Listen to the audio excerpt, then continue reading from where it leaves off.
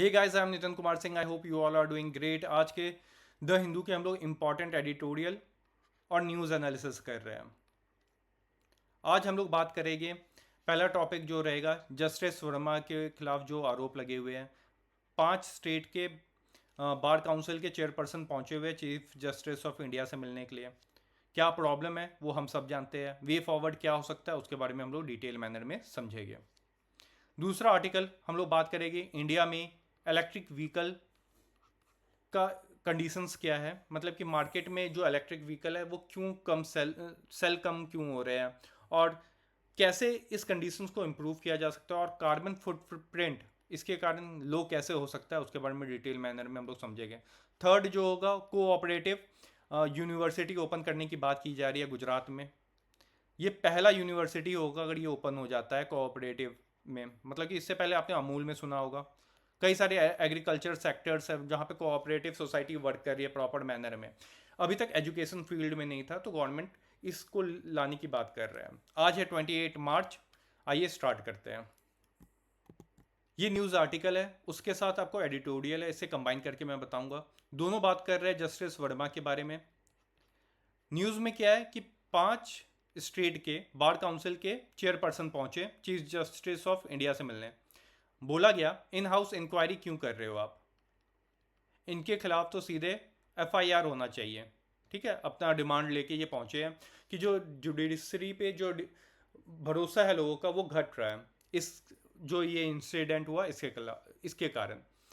और ये आप जीएस पेपर 2 से कनेक्ट कर सकते हो, फंक्शनिंग ऑफ जुडिशरी। ठीक है, एडिटोरियल को देखते हैं। होता क्या है कि जस्टिस वर्मा के घर पे आग लगती है, फायर ब्रिगेड पहुंचती है वहाँ पे। और ये ऐसी हवा में बात चलती है पहले लोगों में कि इनके घर से ना जले हुए नोट मिले 500 के, और ये कुछ करोड़ों में थे। कुछ करोड़ तो करोड़ होता है यार, माना जा रहा है लगभग 15 करोड़ रुपए यहाँ पे जले हुए मिले। ये बात को दबाई गई पहले कोलिजियम सिस्टम द्वारा। इन लोगों ने क्या किया, चीफ जस्टिस ऑफ इंडिया ने क्या किया, इनका ट्रांसफर कर दिया high court, Allahabad high court में। इलाहाबाद हाई कोर्ट में ट्रांसफर हुआ तो वहां पे जो बार काउंसिल है इलाहाबाद का, इन्होंने बोला, मतलब ये स्टेटमेंट काफ़ी न्यूज़ में था कि हम कोई डस्टबिन नहीं है कि आप ऐसे इलाहाबाद हाई कोर्ट को ट्रीट करें। तो बात और न्यूज़ फैली इसके बारे में। तो बाद में ये जो वीडियो थी, बाद में चीफ जस्टिस ऑफ इंडिया ने बोला कि चलो ये जो वीडियो है इसे पब्लिक डोमेन में डाल दो। तो लोगों को पता चला कि हाँ, जो बात न्यूज़ में देख रहे थे या फिर सुनने में आई थी ये रियलिटी है। इस बात को इनिशियली दबाने की कोशिश हुई, ये आरोप लग रहे हैं इनके खिलाफ, क्योंकि इंसिडेंट के 10 से 15 दिन बाद ये कंफर्म हुआ कि हाँ, ये पैसे पाए गए इनके घर से। ठीक है, तो अभी इन हाउस इंक्वायरी हो रही है जहाँ पे 3 जज की कमेटी बैठी है। इसमें जो चीफ जस्टिस है हिमाचल प्रदेश पंजाब के वो हो गए, दूसरे हरियाणा हाई कोर्ट के हो गए, फिर एक कर्नाटका हाई कोर्ट के फीमेल जज हो गए। 3 जजों की बात की जा रही है। ठीक है, chief justice of Himachal Pradesh और हरियाणा, पंजाब और हरियाणा के हाई कोर्ट के दूसरे, और तीसरे हो गए फीमेल जज होगी कर्नाटका से। ये इंक्वायरी करेगी इनके खिलाफ। तब तक के लिए बोला गया है इनको, जस्टिस वर्मा को, कि आप की जो भी जुडिशियल वर्क है इससे सस्पेंड रहेगा, और जो भी आपके पास सबूत है पिछले 6 मंथ का, जो भी कॉल डिटेल्स है इसे संभाल करके रखे। मतलब समझ रहे हो कि भाई किसी ने चोरी किया उसी को बोला जा रहा है कि अपने खिलाफ जो भी सबूत है उसे बचा करके रखो, हम इंक्वायरी करने आ रहे हैं, फिर हमें देना, हम उससे इंक्वायरी करेंगे उसके ऊपर। तो ये इनका प्रोसीजर है। ठीक, तो ये एक अच्छी अपॉर्चुनिटी मिल चुकी है गवर्नमेंट को लेके। ठीक, अब एक था मेरे को इंसिडेंट है, ये आया था आपका जब मनमोहन सिंह जी थे। ठीक है, 2009 का इंसिडेंट है। इस समय मनमोहन सिंह जी ने बोला था कि किसी भी आईएएस ऑफिसर के घर में अगर कैश पाया जाता है तुरंत उस समय से ही उसको सस्पेंड कर दिया जाएगा। ठीक है, और उनके खिलाफ इंक्वायरी बैठा दी जाएगी। इससे बोला गया था समरी ट्रायल। समरी ट्रायल के नाम से इसे जाना जाता है, और ये आज भी चला आ रहा है। ये जो समरी ट्रायल है वो आपको जुडिशरी में देखने के लिए नहीं मिलेगा। मतलब इनके खिलाफ सबूत पाए गए, ठीक, फिर भी ये अपना वर्क कर रहे थे। मतलब कैश जला, 1 मंथ हो गया, लोग इतना हू हल्ला मचा लिए। 1 महीने बाद इनको बोला जा रहा है कि चलिए आप अपने काम, आपके जो भी जुडिशरी रिलेटेड वर्क है उससे आप सस्पेंड हो। इसको लेके इनको लगभग 1 से 2 महीने लग गए। और वहीं पे जब आईएएस ऑफिसर के घर पे मिलता है कैश, जिस टाइम कैश मिल रहा है उसी टाइम से समरी ट्रायल पे वो चले जाते हैं। ठीक है, तो समरी ट्रायल का कॉन्सेप्ट आप याद रखिएगा कि समरी ट्रायल जहां पर भी सुनोगे तो उसका मतलब क्या होता है, और ये आज भी लागू है। अब गवर्नमेंट को अपॉर्चुनिटी दिख गई। ठीक है, तो वाइस प्रेसिडेंट ने बोला है क्यों ना जो ये नेशनल जुडिशरी अपॉइंटमेंट कमीशन था एक्ट, ये 1990s में आया था, 1999 में आया था, जिसे सुप्रीम कोर्ट ने स्टक डाउन कर दिया था 7 जज बेंच ने, ये कह करके कि ये जुडिशरी के इंडिपेंडेंसी को ख़त्म कर देंगे, इसको लागू क्यों ना किया जाए। ठीक है, इसमें कौन कौन लोग होते हैं? 2 सीनियर जज बैठे गए, यूनियन लॉ मिनिस्टर हो गया, और 2 एमिनेंट पर्सन हो गए जो कि नॉमिनेट किया जाएगा। एमिनेंट पर्सन मतलब सपोज करो कोई कॉलेज की यूनिवर्सिटी के प्रोफेसर सब हो गए। ठीक है, जो जिनका समाज में सोसाइटी में अच्छा नाम है वो लोग हो गए इसमें। और इनका नाम कौन सजेस्ट करेगा? Chief justice of India, PM और लीडर ऑफ अपोजिशन, ये मिलकर डिसाइड करने वाले थे।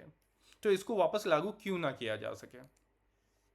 जो अभी आप देख रहे हो ना सिस्टमैटिक फ्लॉज जुडिशरी के अंदर, कुछ दिन पहले हम लोगों ने पढ़ा था कि जो हायर पोस्ट है जुडिशरी में उसमें महिलाएं टॉप पे क्यों नहीं जा पा रही है।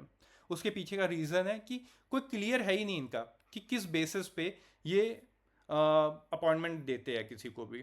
ठीक है, तो ये क्लियर नहीं किया गया है आज तक। जो आप इन हाउस इंक्वायरी के बारे में सुन रहे हो ना, इन हाउस इंक्वायरी, ये आया था आपका 1999 में। ठीक, इन हाउस इंक्वायरी में क्या होता है किसी को नहीं पता था। 2014 में सुप्रीम कोर्ट ने बताया कि भाई इन हाउस इंक्वायरी में ये लोग बैठ करके करते क्या है। मतलब समझ रहे हो, इनको 15 साल लग गए ये बताने में कि इन हाउस इंक्वायरी अगर ये लोग बोल रहे हैं किसी जज के खिलाफ कर रहे हैं तो उसमें होता क्या है, इन लोगों ने 15 साल तक किसी को नहीं बताया। तो ये कंडीशन है हमारी जुडिशरी का। यहाँ पे बताया जा रहा है कि क्या किया जा सकता है इसके लिए। तो full time judicial appointment commission बैठाई जा सकती है कि जज लोग जो है उनको कैसे अपॉइंट करना है। यहाँ पे रिटायर्ड जज बैठेंगे, और वही बात है एमिनेंट पर्सन होंगे जो भी जिनका एक्सपर्टीज होगा लीगल फील्ड में। ठीक है, उनको वो लोग इसमें ये जजेस रिटायर्ड जज के साथ बैठ करके डिसीजन लेंगे कि किनको अपॉइंट करना चाहिए किनको नहीं। आज तक किसी भी जज के खिलाफ इम्पीचमेंट जो आर्टिकल 124 सेक्शन 4 बात करता है नहीं हुआ है। इम्पीचमेंट के लिए क्या करना होगा? 100 MPs लोकसभा से ये साइन करें नोटिस को कि हाँ इस जज के खिलाफ इंक्वायरी होनी चाहिए, या फिर 50 MPs राज्यसभा से। ठीक है, ये लोग अगर साइन कर देते हैं तो जो भी है, चाहे वो आप लोकसभा के स्पीकर की बात करें या फिर चेयरपर्सन राज्यसभा के चेयरपर्सन, मतलब यहाँ पे तो वाइस प्रेसिडेंट चाह रहे हैं ये। ठीक है, ये इनके ये एक नोटिस जारी करेंगे या फिर आएंगे और बताएंगे कि ये जज है, इनके खिलाफ ये आरोप लगे हुए हैं, इनके खिलाफ इंक्वायरी होगी। अगर ये लोग साइन हो जाता है तो ये लीगल एक्सपर्ट के पास जाएंगे या फिर जज के पास जाएंगे, उनसे डिस्कस करेंगे। अगर ये इन्होंने हामी भर दी आखिरी में तो बाद में 3 मेंबर का कमेटी बैठता है। ठीक है, एक जज होते हैं, सिटिंग जज होते हैं सुप्रीम कोर्ट के, चीफ जस्टिस होते हैं हाई कोर्ट के, और लीगल एक्सपर्ट होते हैं उसमें जो ये इंक्वायरी स्टार्ट करते हैं। तो आई होप ये एडिटोरियल आपको समझ में आ गया होगा, काफ़ी अच्छा एडिटोरियल था। नेक्स्ट आर्टिकल की तरफ देखते हैं। ये एडिटोरियल बेसिकली बात कर रहा है इलेक्ट्रिक व्हीकल्स के बारे में, और आज की डेट में ये इंडिया में कहाँ स्टैंड करता है इंडियन मार्केट में। ठीक है, इसे आप GS paper 2 government policies and intervention plus GS paper 3 science and tech से कनेक्ट कर सकते हो। गवर्नमेंट आज की डेट में प्लान बना रही है कि जो प्रोडक्शन है और जो इसका डिमांड है ये मार्केट में और अच्छे से इम्प्रूव किया जा सके। इसके लिए गवर्नमेंट काफ़ी टाइम से कई सारे स्कीम्स लेके आई है, जैसे कि फेम 1 आया, फेम 2 आया। ठीक है, फेम 1 आया था, फेम का मतलब है faster adaptation and manufacturing of electric vehicle. Fame 1 आया था आपका 2015 में। फिर फेम 2 आया 2019 में, और ये एंड हुआ 2024 में। तो गवर्नमेंट का प्लान है कि अब फेम 3 लॉन्च किया जाए। रीज़न क्या है? गवर्नमेंट इन स्कीम्स के कारण कई सारे बेनिफिट्स देती है, जिसके कारण इलेक्ट्रिक व्हीकल का जो प्राइस है मार्केट में, वो कम होता है। और आज की डेट में अप्रॉक्स 7% इलेक्ट्रिक व्हीकल्स हमें मार्केट में देखने के लिए मिल रहा है इन स्कीम्स के कारण। गवर्नमेंट ने जीएसटी पे भी काम किया इस पे। पहले इलेक्ट्रिक व्हीकल्स पे अप्रॉक्स 12% जीएसटी लगता था। आज की डेट में ये कितना हो गया? सिर्फ और सिर्फ 5% हो गया। सेम चार्जिंग स्टेशन पे भी आप जाते थे, जब चार्ज कराते थे तो 12% का जीएसटी देना पड़ता था। अब इसको भी चेंज करके 5% पे ला दिया गया है। गवर्नमेंट इतने सारे काम कर रही है। साथ ही साथ आपने अगर इलेक्ट्रिक व्हीकल या स्कूटी खरीदा होगा तो टैक्स बेनिफिट्स भी देती है गवर्नमेंट। टैक्स बेनिफिट्स भी दे रही है। किसके अंतर्गत? Income tax act 1961। लाइक आपने कोई कार खरीदा ईएमआई पे, तो गवर्नमेंट बोलती है चलो हम आपको 1.5 लाख तक का छूट दे देगा उसके ऊपर। मतलब इतना अमाउंट आपको पे नहीं करना पड़ेगा अगर आपने इलेक्ट्रिक व्हीकल खरीदा है तो। अब इंडिया कहाँ स्टैंड करता है ये देख लेते हैं। आज की डेट में जो इंडिया है, इसने अप्रॉक्स 2% सेल्स किया है इलेक्ट्रिक व्हीकल का। ठीक है, वहीं पे आप कंपेयर करो इसे चाइना के साथ। ये +45% का सेल्स करती है अपनी इलेक्ट्रिक व्हीकल्स का अपनी मार्केट में। डिफरेंस समझ रहे हैं कितनी बड़ी ये डिफरेंसेस है? इसके पीछे का रीज़न क्या है कि आज भी इलेक्ट्रिक व्हीकल का डिमांड इंडिया में कम क्यों है? रीज़न समझते हैं।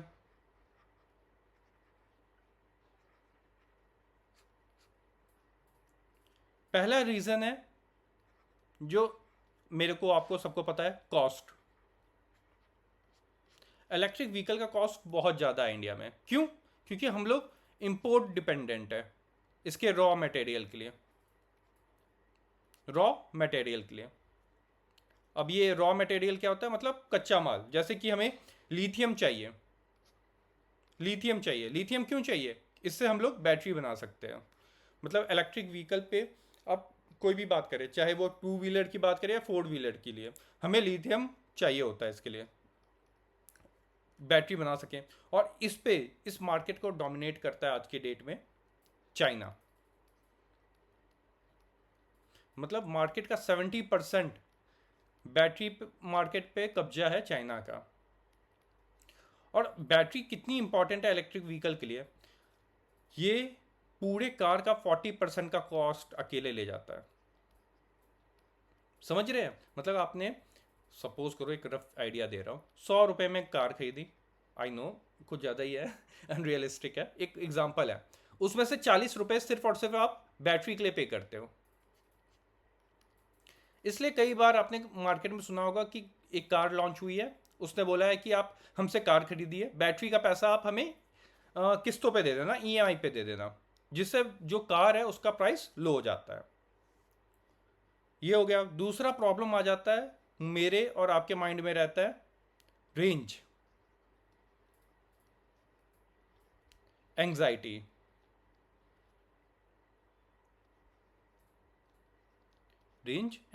अब ये रेंज एंग्जाइटी होता क्या है?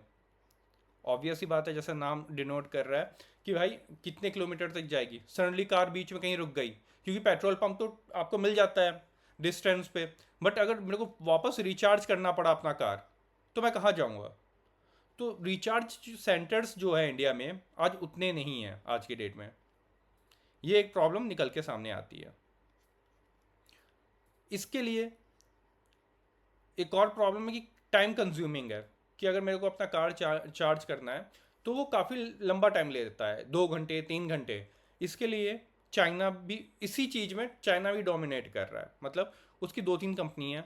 एग्जाम्पल दिया गया है एडिटोरियल में BYD, build your dream company के बारे में। इसने एक सुपर चार्जर बनाया। सुपर चार्जर, सुपर चार्जर क्या करता है, जल्दी, जैसा नाम बता रहा है सुपर चार्जर जल्दी चार्ज करता है। ये बोलते हैं कि 5 मिनट में हम आपकी कार को चार्ज कर देंगे इतना कि ये 500 किलोमीटर तक जा सके। ठीक है। इन सब को ध्यान देते हुए रिसेंटली क्या हुआ, फाइनेंस बिल आता है, उसमें बोला गया है कि जो टैरिफ है इलेक्ट्रिक व्हीकल्स के रॉ मटेरियल्स हो गए या कंपोनेंट हो गए, उसको लो कर देगी इंडियन गवर्नमेंट। साथ ही साथ इंडिया क्या कर सकता है,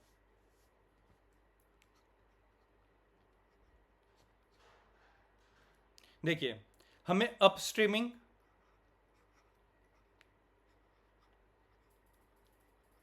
एंड डाउन स्ट्रीम,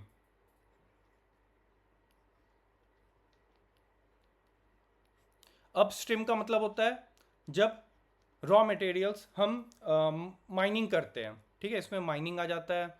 और माइनिंग करने के बाद मतलब मैंने लिथियम पहाड़ों में से खोद करके लिथियम ले आया, उसको रिफाइन करना होता है, तो रिफाइनिंग भी अपस्ट्रीमिंग का पार्ट होता है। ये टेक्निकल टर्म है, ठीक है। अपस्ट्रीमिंग का मतलब है आपने माइनिंग किया, देन उसको, अब माइनिंग करी किए हो तो उसमें गंदगी भी तो होगा लिथियम में, तो उसको साफ करने के लिए रिफाइनिंग में जाते हो, तो ये प्रोसेस होता है। डाउन स्ट्रीमिंग में क्या होगा, मैन्युफैक्चरिंग और असेंबली, इन दो पे फोकस करने की जरूरत है इंडिया को आज की डेट में। फिर दूसरी बात किया जा रहा है कि हमें यूएस के साथ अपनी जो टाइज है वो इंप्रूव करने की जरूरत है। क्यों? क्योंकि चाइना डोमिनेट कर रहा है मार्केट, और हमारे चाइना के साथ बनते नहीं है, ठीक है। और चाइना के ऊपर हम लोग कई बार चाहते हैं कि चाइना के ऊपर डिपेंडेंसी कम हो, और जो डेफिसिट होता है हमारा ट्रेड डेफिसिट वो भी कम हो, तो हम यूएस के साथ टाई अप कर सके। और most important, research and development research and development पे हमारा फोकस ज़्यादा से ज़्यादा रहे। ये था एडिटोरियल। नेक्स्ट आर्टिकल की तरफ देखते हैं।